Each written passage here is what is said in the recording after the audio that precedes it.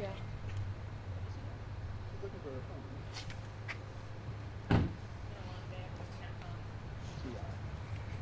You're on the third floor.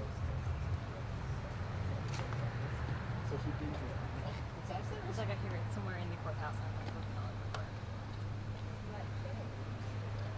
I know. it's on the outside. I need a pen. I mean, I have one. I just need to bring it to work. I have one on my Dropbox. But it has boom space like on it, like 50 times. Jenny, did it turn on? Okay. Be right with y'all.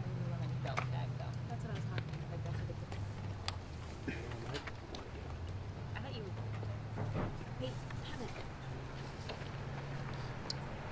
Is everybody ready? So good afternoon, everyone. I'm Alicia Stemper. I'm the PIO for Sheriff Charles Blackwood. Now that this case is officially in Superior Court, we are finally able to hold this media briefing. Thank you very much for coming, and thank you very much for the patience you've afforded us since that dark day back in September. Assistant District Attorney Jeff Neiman is going to start us out. His name is spelled N-I-E-M-A-N. And after he speaks, he will introduce you to Sheriff Charles Blackwood, B-L-A-C-K-W-O-O-D. Thank you. Thank you, Alicia. Good afternoon. My name is Jeff Neiman. I'm an Assistant District Attorney here in Orange County. I'm here with Sheriff Charles Blackwood.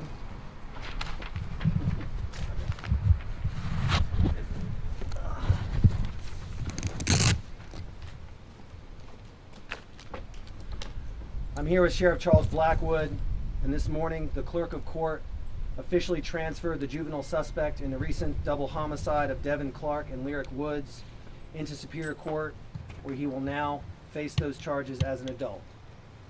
Sheriff Blackwood and I share the community's grief and outrage. This is a horrible loss for Devin and Lyric's family and friends, and a tragedy for the entire community. The suspect is Isaiah Ross. He is 17 years old, and he lived in Mebane at the time of these crimes. We have appreciated your patience you have afforded us, and frankly, we understand why at times this case has tried your patience. This has been very hard. Thankfully, our community does not have much experience with juvenile murder cases, and I'm sure it's difficult to accept how little information my office and the Sheriff's Office is allowed to share in this type of case. But the law is the law, and the Sheriff and I have both have a sworn duty to uphold it. Now I'm going to turn it over to the Sheriff, and he will take you through a timeline. Thank you, Mr. Neiman. Might I add that his office has been extraordinary to work with over these last months. Late Friday night, September 16th, early Saturday morning, September 17th, as you know, Lyric Woods left home sometime during those hours. Her family reported her missing Saturday morning, and our deputy spent many hours that weekend attempting to locate her. September 18th, Sunday morning, 11:23, Devin Clark's family reported him missing to the authorities in Alamance County. September the 18th, later that day, just before 3 p.m., we received word that two men found the bodies of a male and a female along a power line access off Buckhorn Road. These victims were later confirmed to be Devin and Lyric.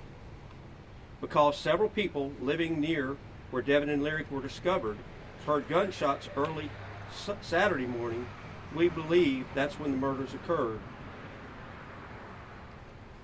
September 20th, Tuesday, 48 hours after finding Devin and Lyric, a juvenile petition was secured for Mr. Ross for 2 counts of first-degree murder. Investigators with my office developed Mr. Ross as a suspect by processing the crime scene and surrounding area to collect and analyze evidence, including forensic evidence.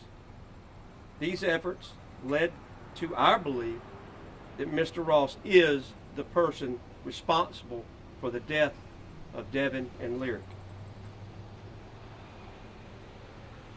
When investigating these murders, we developed the identity of the suspect. We learned Mr. Ross had fled the state early Sunday evening or late Sunday evening, September the 18th.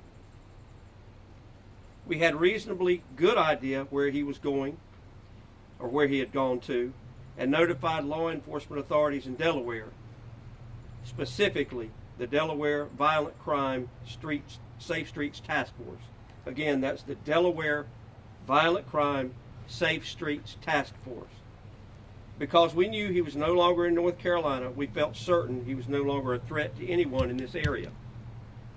October the 5th, Wednesday, 18 days after their bodies were located, members of the Safe Streets Task Force were ultimately able to apprehend Mr. Ross. We're grateful for their diligence and professionalism during this case. The task force started with the information we had given them about where we believed Mr. Ross went. However, because they could not act on that information, they had to first confirm his location and then seek search warrants to enter the residence and detain him. Several days after his apprehension, Mr. Ross arrived in North Carolina and entered the secure juvenile detention facility in another county. Turn it back over to Mr. Neiman. Thank you, Sheriff. Juvenile law differs from regular adult criminal court in some important and significant ways. As such, it has different procedures and different terminology. For example, the charging document is called a petition, not a warrant. When the person is apprehended, the term is detained, not arrested. We held a hearing in court on Tuesday, October 18th, at which time we announced our intention to transfer the case to Superior Court, a process allowed under juvenile law in cases where a 16 or 17-year-old juvenile is charged with a serious felony such as murder. Once a juvenile receives notice of my office's intent to transfer the case to Superior Court, the juvenile has a 5-day notice period to prepare for a transfer hearing. That occurred, and then on October 25th, a transfer hearing was held at which the juvenile court judge ordered transfer of this case to adult Superior Court. Then the juvenile was allowed a 10-day period during which he could potentially appeal that transfer. That period ended Friday afternoon at 5 p.m. Mr. Ross's attorney did not file an appeal, and the clerk of Superior Court made the transfer first thing this morning. This is why we are now able to release his name, again, Isaiah Ross, 17 of Mebane. Although Mr. Ross's case is now in adult court because of his age, he must still be held in a youth facility under secured custody order. At present, he is being held without bond. Authorities in Delaware have charged 2 people with harboring a fugitive for their role in assisting Mr. Ross after he fled from North Carolina. Those cases will be adjudicated in the court system in Delaware. Sheriff Blackwood and I want to once again express our sincere condolences to the family and friends of Devin and Lyric. We hope our community will continue to support them. Thank you.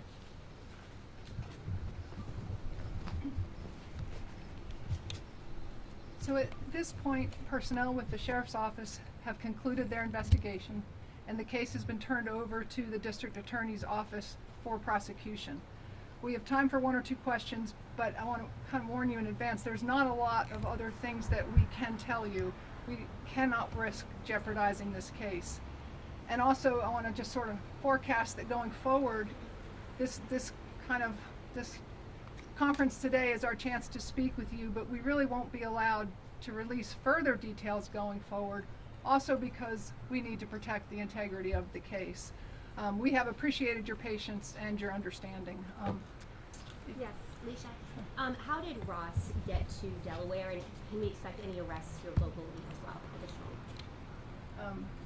I don't think the specifics are something we can talk about at that point. Sorry. And what can you share of motive? Why these 2 teens were killed in this way? Yeah, we have some theories and we have some evidence, but we can't speculate as to motive at this time. And another important thing to forecast is I don't know that we'll know in this case, or that we will find out collectively. Unfortunately, a lot of times cases go all the way through the court system and even get convicted. But if evidence convicts and the defendant does not speak, we don't always know the motive, and that may very well be what happens in this case. It may not be made public.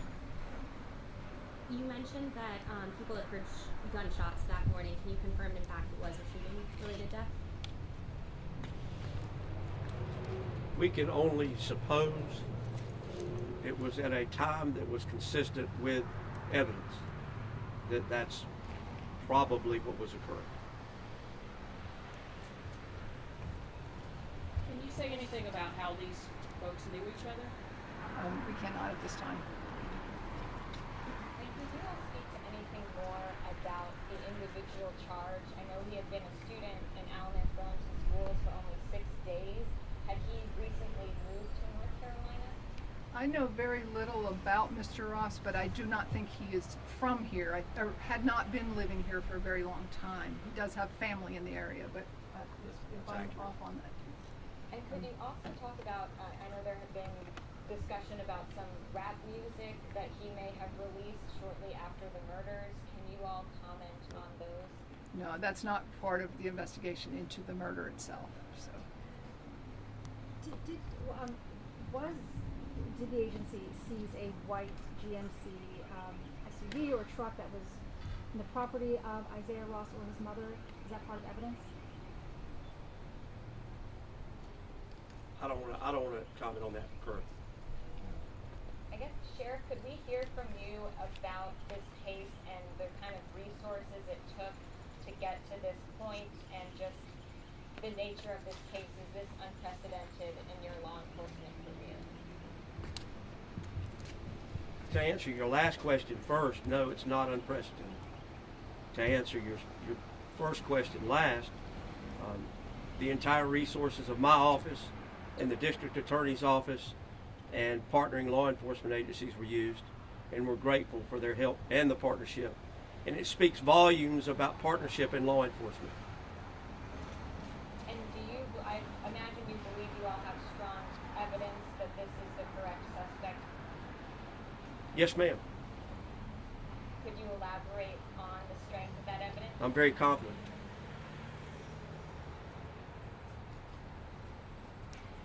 Is this the only arrest in this case, or more planned? Don't want to speculate on that right now.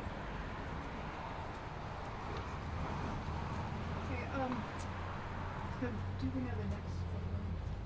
Yes, November 15th and 16th, that session. So, about a more specific time. We'll have a more specific time as we get closer, but November 15th or 16th will be the next session of court where any matter in connection with this case will be addressed at that time. So thank you all again for coming. Appreciate it very much. Take care.